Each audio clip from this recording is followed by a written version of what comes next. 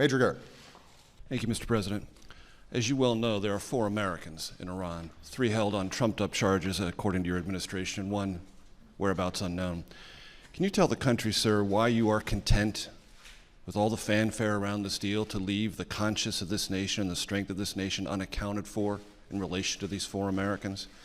And last week, the chairman of the Joint Chiefs of Staff said under no circumstances should there be any relief for Iran in terms of ballistic missiles or conventional weapons. It is perceived that that was a last-minute capitulation in these negotiations.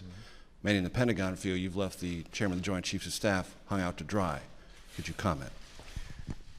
I got to give you credit, Major, for how you craft those questions. For the notion that I'm content as I celebrate with American citizens languishing in Iranian jails,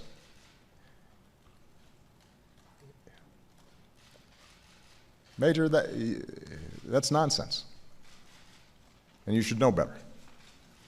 I've met with the families of some of those folks.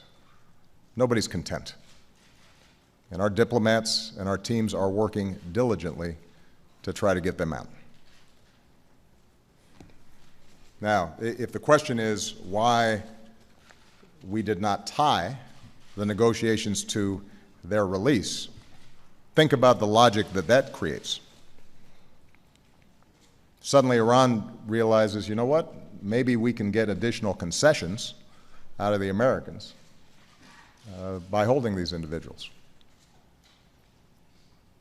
Makes it much more difficult for us to walk away if Iran somehow thinks that a nuclear deal is dependent in some fashion on the nuclear deal. And by the way, if we had walked away from the nuclear deal, we'd still be pushing them just as hard to get these folks out.